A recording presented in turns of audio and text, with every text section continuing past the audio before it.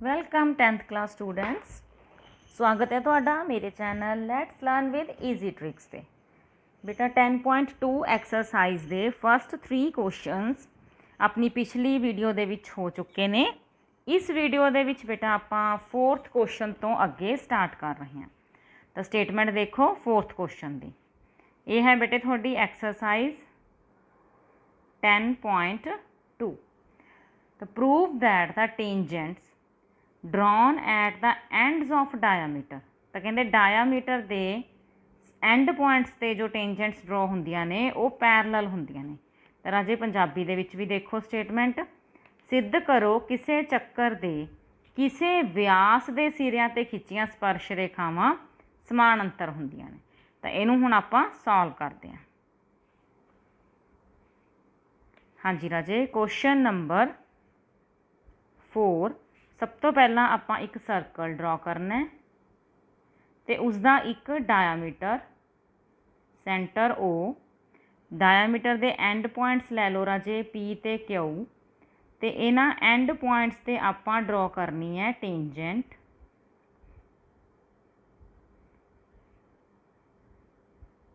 दो minute, tangent हुण मेरे को इत्थे स्केल पेंसिल नहीं ना है, स्क्रीन ते ड्रॉ कर रहे हैं। ठीक है जी। तो ये हो गई अपनियां दो टेंजेंट्स। सारे पॉइंट्स नूं आपां नाम देता, इधर भी नाम दे देने इनू A B and C D. हाँ जी, स्टार्ट करते हैं। गिवन की है बेटा,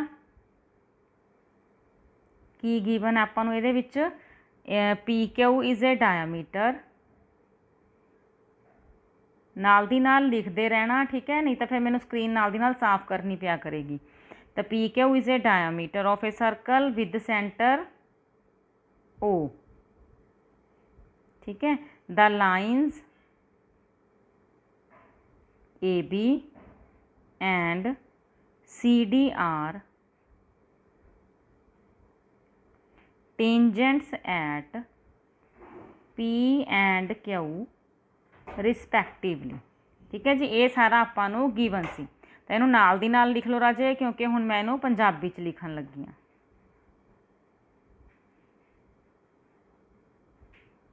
हाँ जी, तो की दिता होया बेटा, एक सुनी लो है ना, एक चक्कर जिसका केंद्र ओ है तो पी क्यू इसका व्यास है। ए बी अते सी डी दो स्पर्श रेखावां हन जो पी अते क्यू बिंदु ते स्पर्श करदियां ने चक्कर नूं। ठीक है, हुण टू प्रूफ की है, सिद्ध की करना है आपां कि जिहड़ी ए बी है वो पैरलल है सी डी दे। तो इत्थे लिख दोगे तुसीं सिद्ध करना है। हुण राजे इहदा प्रूफ सबूत। तो हुण तुसीं ध्यान नाल देखो, आपां एक पिछली थ्योरम की कीती सी कि जदों पॉइंट ऑफ कॉन्टैक्ट हुंदा है, एक मिनट मैं कलर चेंज करके दिखावां तुहानूं। जदों इत्थे पॉइंट ऑफ कॉन्टैक्ट है तो इत्थे एंगल कितना बनेगा बेटा 90 डिग्रीज़ का। सिमिलरली आ भी पॉइंट ऑफ कॉन्टैक्ट है, स्पर्श बिंदु है अर्ध व्यास, तो इत्थे स्पर्श रेखा नूं लंब होएगा। तो इस एंगल नूं आपां इत्थे 1 नंबर दे दो, इत्थे 2 नंबर दे दो। तो सब तो पहला आपां स्टार्ट इसे पॉइंट तो करांगे कि जिहड़ा एंगल 1 है वो भी 90 डिग्री है, जिहड़ा एंगल 2 है राजे वो भी 90 डिग्री है। इहदा रीजन की देना आपां ने, radius is perpendicular to tangent through point of contact.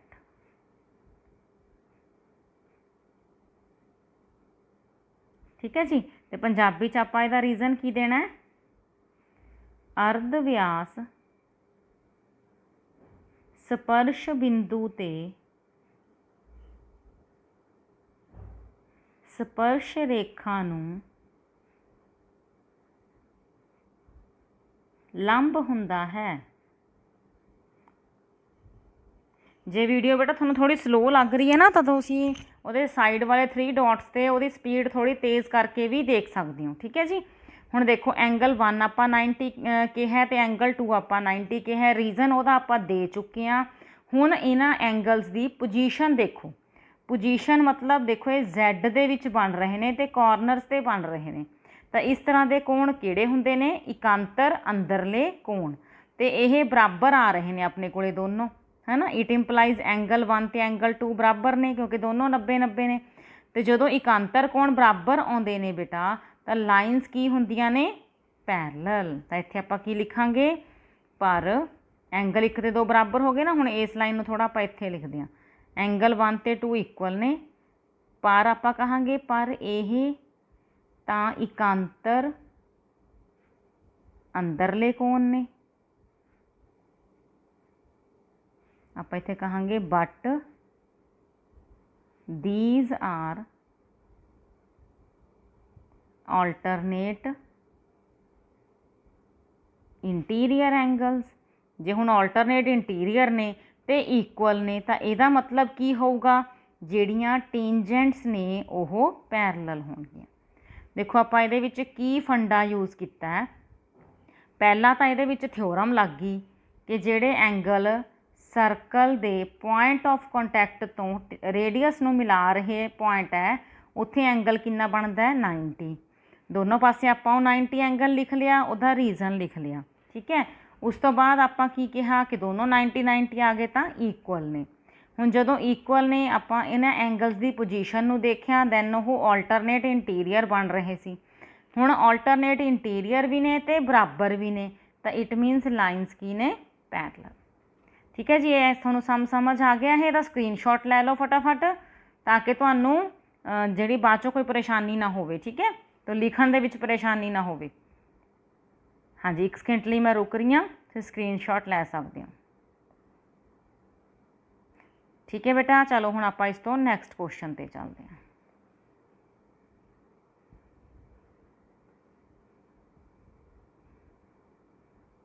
Next question ਦੀ ਰਕਮ ਪੜ੍ਹਦੇ ਹਾਂ। ਦੇਖੋ ਕੀ ਰਕਮ ਹੈ, prove that the perpendicular at the point of contact to the tangent to a circle passes through the centre. ਤੁਹਾਨੂੰ ਲੱਗ ਰਿਹਾ ਹੋਊਗਾ ਔਖੀ ਜੀ ਰਕਮ ਹੈ, ਨਹੀਂ ਬੇਟੇ, ਇਕੱਲੇ ਇਕੱਲੇ ਸ਼ਬਦ ਨੂੰ ਸਮਝੋ, ਸੌਖੀ ਸਟੇਟਮੈਂਟ ਹੈ। ਉਹਨੇ ਕਿਹਾ ਵੀ ਜਿਹੜੀ ਆਪਾਂ ਪਰਪੈਂਡੀਕੂਲਰ ਖਿੱਚਦੇ ਹਾਂ ਪੁਆਇੰਟ ਆਫ ਕੰਟੈਕਟ ਤੋਂ, ਠੀਕ ਹੈ, ਟੇਂਜੈਂਟ ਟੂ ਟੇਂਜੈਂਟ ਦੇ ਉੱਪਰ ਪੁਆਇੰਟ ਆਫ ਕੰਟੈਕਟ ਤੋਂ ਆਪਾਂ ਜਿਹੜਾ ਪਰਪੈਂਡੀਕੂਲਰ ਖਿੱਚਦੇ ਹਾਂ, ਕਹਿੰਦੇ ਉਹ ਸੈਂਟਰ 'ਚੋਂ ਪਾਸ ਕਰਦਾ। ਹੁਣ ਤੁਹਾਨੂੰ ਸਮਝ ਆ ਗਿਆ ਨਾ ਫਿਗਰ ਬਣਾਉਂਦੇ ਸਾਰ ਕਿ ਹਾਂਜੀ ਇਹ ਟਰੂ ਹੀ ਹੈ, ਕਿਉਂਕਿ ਆਪਾਂ ਬਾਏ ਥਿਓਰਮ ਕੀ ਕਿਹਾ ਸੀ ਕਿ ਜੋ ਰੇਡੀਅਸ ਹੁੰਦਾ ਰਾਜੇ, ਜਿਹੜਾ ਇਹ ਰੇਡੀਅਸ ਹੈ ਇਹ ਪੁਆਇੰਟ ਆਫ ਕੰਟੈਕਟ ਤੇ ਟੇਂਜੈਂਟ ਨੂੰ ਪਰਪੈਂਡੀਕੂਲਰ ਹੁੰਦਾ, ਅਤੇ ਜੇ ਉਹ ਰੇਡੀਅਸ ਹੈ ਤਾਂ ਫਿਰ ਉਹ ਸੈਂਟਰ ਦੇ ਵਿੱਚੋਂ ਤਾਂ ਡੈਫੀਨੇਟਲੀ ਪਾਸ ਕਰੇਗਾ। ਠੀਕ ਹੈ, ਸਿਰਫ ਇਸੇ ਗੱਲ ਨੂੰ ਆਪਾਂ ਲਿਖਣਾ। ਗੱਲ ਸਮਝ ਆ ਗਈ ਨਾ ਕਿ ਹੈ ਇਹ ਬਿਲਕੁਲ ਸੱਚਾਈ ਹੋਈ ਹੈ, ਜਸਟ ਆਪਾਂ ਨੇ ਇਹਨੂੰ ਆਪਣੇ ਸ਼ਬਦਾਂ ਦੇ ਵਿੱਚ ਪਰੋਣਾ। ਤਾਂ ਅਗਲੇ ਦੇ ਪੰਜਾਬੀ ਦੇ ਵਿੱਚ ਸਟੇਟਮੈਂਟ ਦੇਖੋ ਕੀ ਕਹਿ ਰਿਹਾ ਹੈ, ਸਿੱਧ ਕਰੋ ਸਪਰਸ਼ ਬਿੰਦੂ ਤੋਂ ਸਪਰਸ਼ ਰੇਖਾ 'ਤੇ ਖਿੱਚਿਆ ਲੰਬ ਚੱਕਰ ਦੇ ਕੇਂਦਰ ਵਿੱਚੋਂ ਹੋ ਕੇ ਜਾਂਦਾ। ਠੀਕ ਹੈ ਜੀ, ਤਾਂ ਆਪਾਂ ਇਹਨੂੰ ਸੋਲਵ ਕਰਦੇ ਹਾਂ ਬੇਟਾ, ਲਿਖਣਾ ਹੀ ਹੈ ਸਿਰਫ ਆਨਸਰ ਨੂੰ। ਕੁਐਸਚਨ ਨੰਬਰ ਹੈਗਾ ਇਹ 5th। ਇਹਦੇ ਵਿੱਚ ਆਪਾਂ ਲਿਖਣਾ ਹੈ ਕਿ ਅਸੀਂ ਜਾਣਦੇ ਹਾਂ, ਵੀ ਨੋ, ਕਿ ਕੀ ਹੁੰਦਾ ਅਰਧ ਵਿਆਸ ਸਪਰਸ਼ ਬਿੰਦੂ ਤੇ ਸਪਰਸ਼ ਰੇਖਾ ਨੂੰ ਲੰਬ ਹੁੰਦਾ ਹੈ। ਤੇ ਇਹਦੇ ਵਿੱਚ ਹੁਣ ਆਪਾਂ ਕੀ ਕਹਾਂਗੇ ਕਿ ਡੈਫੀਨੇਟਲੀ ਜਿਹੜਾ ਅਰਧ ਵਿਆਸ ਹੈ, ਜ਼ਰੂਰੀ ਤੌਰ 'ਤੇ ਅਸੀਂ ਜਾਣਦੇ ਹਾਂ, ਇੱਥੇ ਦੁਬਾਰਾ ਵੀ ਲਿਖ ਸਕਦੇ ਹਾਂ, ਅਸੀਂ ਜਾਣਦੇ ਹਾਂ ਕਿ ਅਰਧ ਵਿਆਸ ਹਮੇਸ਼ਾ ਹੀ ਕੇਂਦਰ ਵਿੱਚੋਂ ਲੰਘੇਗਾ। ਇਸ ਲਈ ਇੱਥੋਂ ਤੁਸੀਂ ਸਾਰੀ ਸਟੇਟਮੈਂਟ ਨੂੰ ਦੁਬਾਰਾ ਚੱਕ ਲੈਣਾ। ਸਟੇਟਮੈਂਟ ਕੀ ਹੈ, ਇਸ ਲਈ ਸਪਰਸ਼ ਬਿੰਦੂ ਤੋਂ ਸਪਰਸ਼ ਰੇਖਾ 'ਤੇ ਖਿੱਚਿਆ ਲੰਬ ਚੱਕਰ ਦੇ ਕੇਂਦਰ ਵਿੱਚੋਂ ਹੋ ਕੇ ਜਾਂਦਾ ਹੈ। ਤਾਂ ਇਹ ਸੀ ਬੇਟਾ ਆਪਣਾ ਕੁਐਸਚਨ ਨੰਬਰ 5 ਦਾ ਸੋਲੂਸ਼ਨ। ਇੰਨਾ ਕੀ ਲਿਖਣਾ, ਠੀਕ ਹੈ ਆਪਾਂ ਨੇ। ਤਾਂ ਹੁਣ ਇਹਨੂੰ ਇੰਗਲਿਸ਼ 'ਚ ਵੀ ਲਿਖਦੇ ਹਾਂ। ਇੰਗਲਿਸ਼ ਦੇ ਵਿੱਚ ਦੇਖੋ, we know that the tangent at any point of circle is perpendicular to the radius through the point of contact, and radius definitely passes through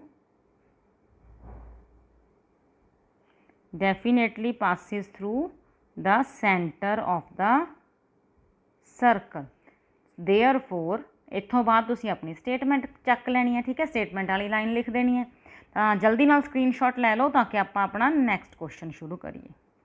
देखो क्वेश्चन ये कुछ भी नहीं सीगा इस तरह का, आपां नूं सारे फैक्ट्स पता सी, सिर्फ उन्होंने आपां अपने शब्दां दे विच ही लिखिया। क्लीयर है बेटा?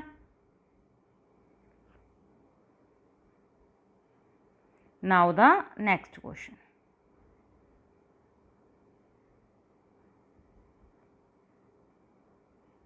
हाँ जी, देखो बेटा नैक्सट क्वेश्चन की रकम की है, कहते एक बिंदु ए तो जो कि चक्कर दे केंद्र तो 5 सेंटीमीटर दूरी ते है। तो चलो बनाइए इनू पहला।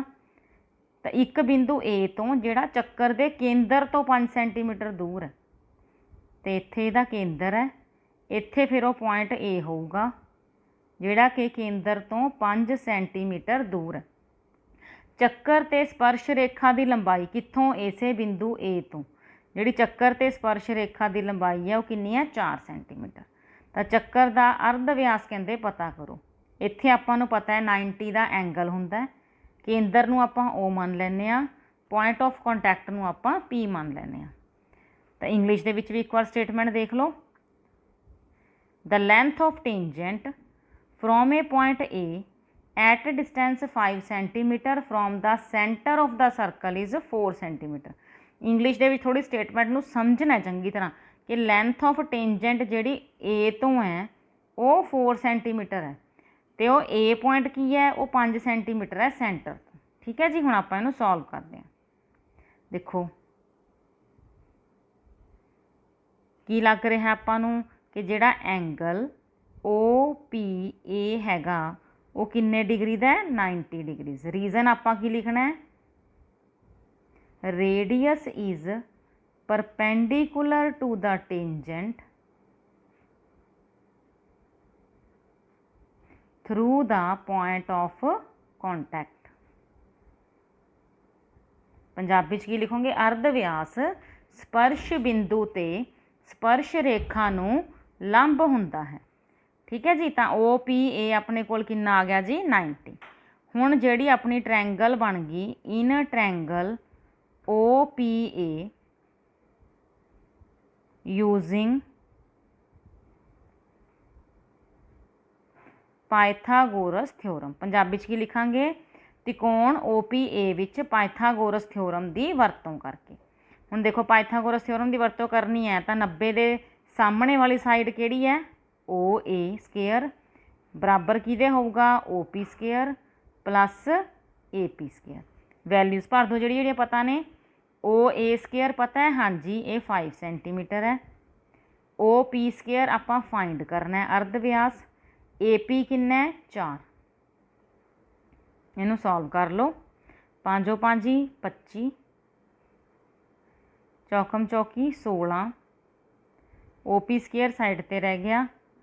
25 माइनस 16 किन्ना हुंदा जी? 9।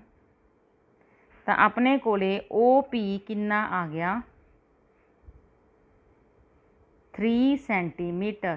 तो उन्हें पूछा सी आपां नूं अर्ध व्यास यानी कि रेडियस ऑफ द सर्कल जो कि है 3 सेंटीमीटर। तो बेटा एक बार दोबारा देखो सामनों। क्लीयर है? स्क्रीनशॉट लै सकते हो क्योंकि बाद तुसीं अपनी नोटबुक्स से भी लिखना होगा। स्टेटमेंट जो दिती हुई सी उहदे अकॉर्डिंग आपां फिगर बना ली।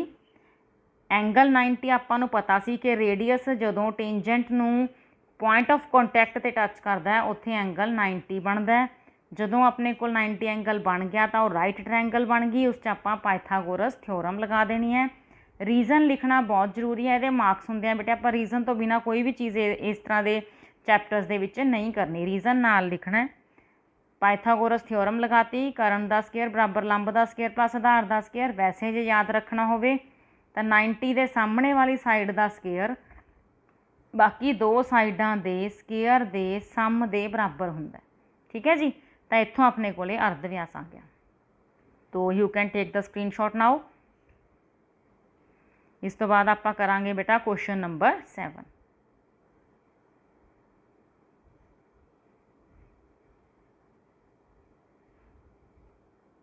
ਹਾਂਜੀ, ਕੁਐਸਚਨ ਨੰਬਰ 7 ਦੀ ਸਟੇਟਮੈਂਟ ਦੇਖਦੇ ਹਾਂ।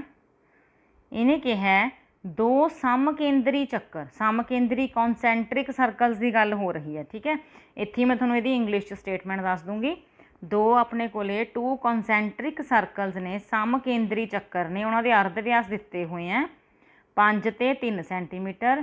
ਜਿਹੜੀ ਵੱਡੇ ਚੱਕਰ ਦੀ ਜੀਵਾ ਹੈ ਕੌਰਡ ਆਫ ਲਾਰਜਰ ਸਰਕਲ, ਉਹਦੀ ਲੰਬਾਈ ਆਪਾਂ ਪਤਾ ਕਰਨੀ ਹੈ। ਜਿਹੜੀ ਛੋਟੇ ਚੱਕਰ ਨੂੰ ਸਪਰਸ਼ ਕਰਦੀ ਹੈ ਵਿਚ ਟੱਚਿਸ ਦਾ ਸਮੋਲਰ ਸਰਕਲ। ਤਾਂ ਰਾਜੇ ਇਹਨੂੰ ਸ਼ੁਰੂ ਕਰਦੀ ਹਾਂ, ਦੀ ਫਿਗਰ ਬਣਾਉਣੀ ਆ ਪਹਿਲਾਂ ਆਪਾਂ ਕਿ ਕਿਸ ਤਰ੍ਹਾਂ ਦੀ ਆਪਣੇ ਕੋਲ ਗੱਲ ਕਰ ਰਹੇ ਹਾਂ। ਦੋ ਕੌਨਸੈਂਟਰਿਕ ਸਰਕਲ,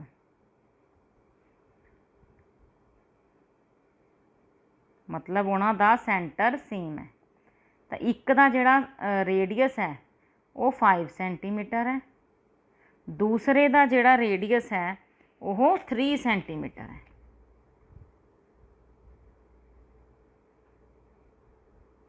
ਠੀਕ ਹੈ ਜੀ, ਤਾਂ ਹੁਣ ਇੱਥੇ ਆਪਾਂ ਬਣਾਉਣੀ ਹੈ ਇਹਦੀ ਸਪਰਸ਼ ਰੇਖਾ ਇਸ ਪੁਆਇੰਟ ਤੇ।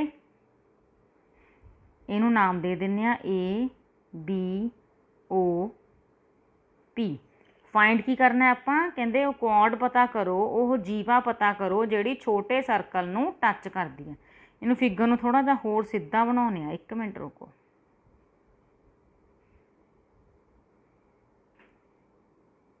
ਹੁਣ ਇੱਥੇ ਮੇਰੇ ਕੋਲ ਇਸकी ਉਹ ਨਹੀਂ ਨਾ ਹੈ, ਪ੍ਰਕਾਰ ਪੈਨਸਿਲ ਨਹੀਂ ਹੈ, ਤਾਂ ਥੋੜ੍ਹੀ ਫਿਗਰ ਉੱਗੜ ਦੁੱਗੜ ਬਣਦੀ ਹੈ। ਦੇਖੋ ਇੱਥੇ ਪਹਿਲਾਂ ਮੈਂ ਕੌਰਡ ਤੇ ਛੋਟੇ ਸਰਕਲ ਦੀ ਟੇਂਜੈਂਟ ਡਰਾ ਕਰ ਲਈ, ਇਹਨੂੰ 5 ਸੈਂਟੀਮੀਟਰ ਕਹਿਣਾ। This one is 3 centimetre. ਇਹ O ਹੈ, A ਹੈ, B ਹੈ ਅਤੇ P ਹੈ। ਠੀਕ ਹੈ ਜੀ, ਕਲੀਅਰ ਹੋ ਗਿਆ। ਹੁਣ ਇੱਥੇ ਐਂਗਲ ਬੇਟਾ ਪਤਾ ਵੀ 90 ਹੁੰਦਾ ਹੈ ਨਾ, ਤਾਂ ਇੱਥੇ ਆਪਣੇ ਕੋਲ ਐਂਗਲ ਆ ਗਿਆ 90। ਅਤੇ ਇਸ ਟ੍ਰੈਂਗਲ ਦੇ ਵਿੱਚ ਪਹਿਲਾਂ ਲਿਖਾਂਗੇ ਆਪਾਂ OPA angle is 90 degree. Reason ਲਿਖ ਲਓਗੇ ਨਾ। ਹੁਣ ਰੇਡੀਅਸ ਇਜ਼ ਪਰਪੈਂਡੀਕੂਲਰ ਟੂ ਦਾ ਟੇਂਜੈਂਟ ਹੈ through the point of contact. ਤਾਂ ਹੁਣ ਰਾਈਟ ਟ੍ਰੈਂਗਲ ਲੈ ਲਓ, ਕਿਹੜੀ ਵਾਲੀ, OAP। ਉਹਦੇ ਵਿੱਚ ਕੀ ਕਰਨਾ ਆਪਾਂ, ਪਾਇਥਾਗੋਰਸ ਥਿਓਰਮ ਯੂਜ਼ ਕਰਨੀ ਹੈ।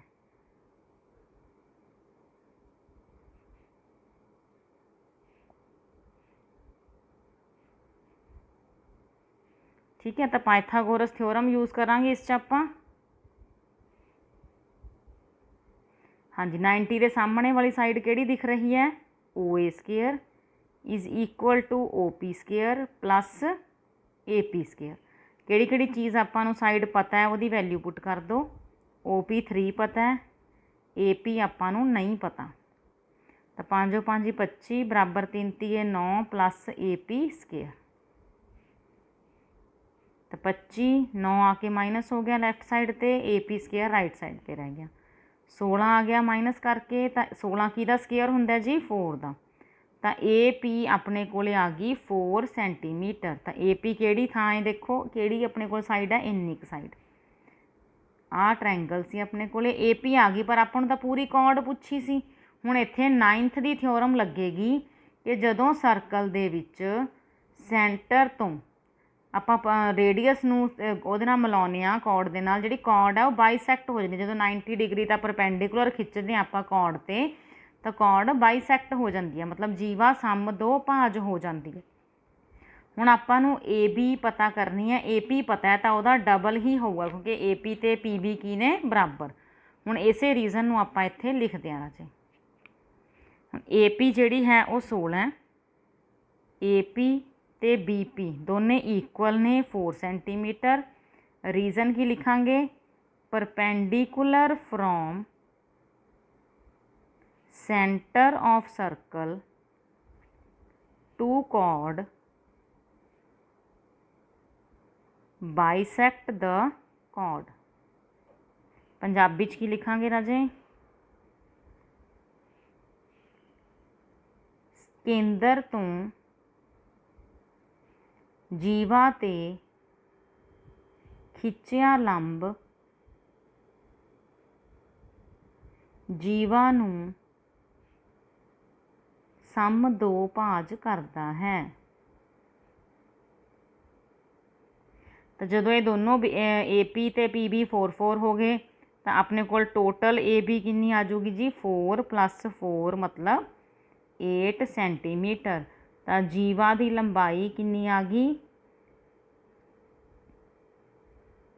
8 centimetre. The length of chord is 8 centimetre. तो देखो थोड़ा समझ आया इनू, थोड़ा मैं जूम कर थोड़ा छोटा करता थोड़ा सारी स्क्रीन शो होगी। देखो ये अपने कोल सीगे कॉन्सैंट्रिक सर्कल्स, एक दा आपां नूं दोनों का आपां नूं रेडियस पता सी, दोनों दे देखो एक बार इधर मैं क्लीयरली बना दिंदी हाँ। देखो एक दा रेडियस पता सी, दूजे का भी रेडियस पता सी, एक दी कॉर्ड पता करनी सी। ऐदा आपां फिगर बनाई सी, ये 5 सेंटीमीटर सी, 3 सी। दिस वन वी नो ए कि 90 डिग्री ही आएगा। ये बन गई अपने को right triangle. Pythagoras theorem apply करती। जो ए पी साइड आ गई तो आपां नूं पता है कि ए पी तो पी बी इक्वल ने, उन्होंने डबल करके की आ जाएगा ए बी। हुण तुसीं स्क्रीनशॉट लै लो ताकि आपां नैक्सट क्वेश्चन शुरू करिए।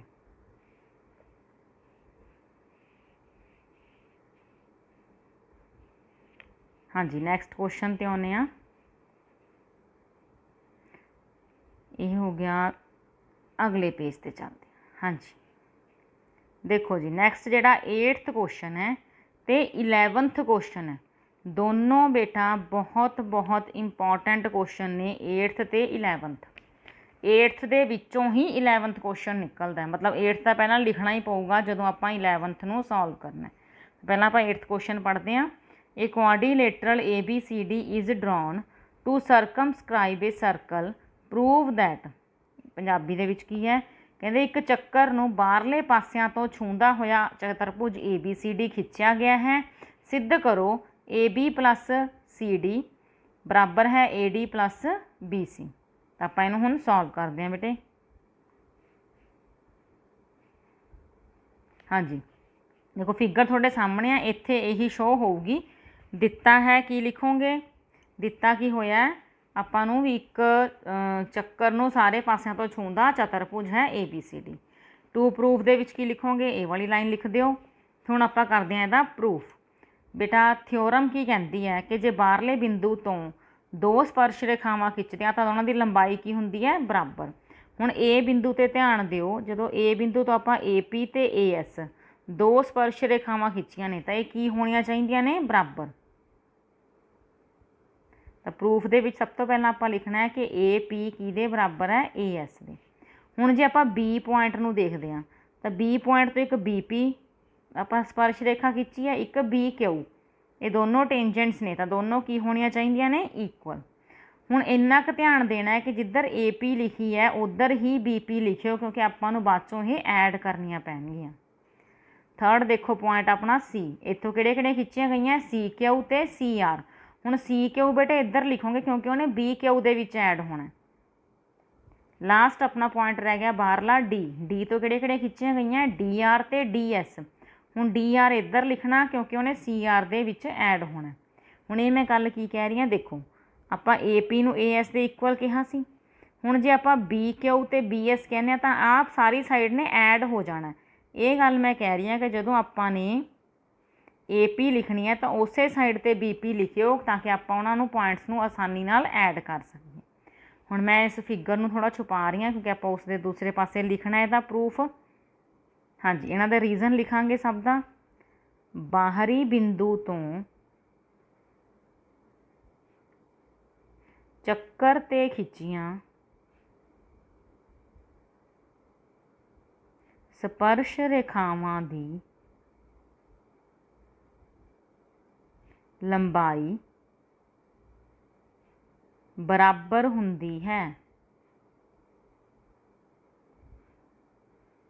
ठीक है जी इंग्लिश दे विच की लिखोगे, टेंजेंट्स फ्रॉम एक्सटर्नल पॉइंट लिखी दवा, tangents drawn from external point to a circle are equal। ठीक है जी। तो आप रीजन लिखता, इन्हों नंबर दे दो 1 2 3 एंड 4। इन्होंने 4 दे 4 पार्ट्स नूं आपां करना है जी ऐड। नाउ ऐड पंजाबी च लिख दोगे जोड़ो 1 2 3 एंड 4। हाँ जी, जिमें जिमें आप लाइन च लिखे सी उमें उमें उन्होंने जोड़ दो। लैफ्ट साइड दे विच जुड़ जूगी सारी, ते राइट साइड दे विच।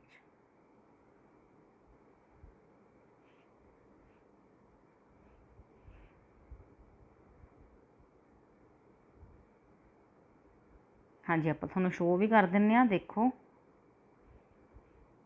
AP BP CR DR आप लैफ्ट साइड ते जोड़े ने, AS BQ CQ ते DS आप राइट साइड ते जोड़े ने। ठीक है जी। चलो चलते हैं अगे।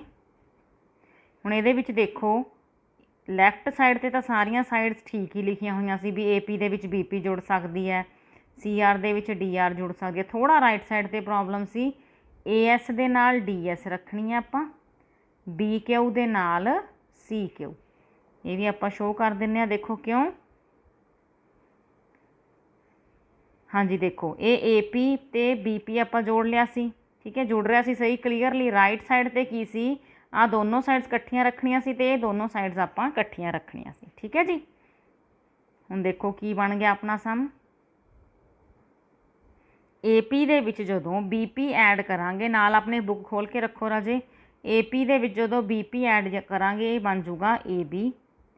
CR दे विच जदों DR ऐड करांगे तो वह बन जाएगा अपने कोले CD is equal to AS दे विच जदों DS ऐड किया तो पूरी साइड बन जाएगी AD।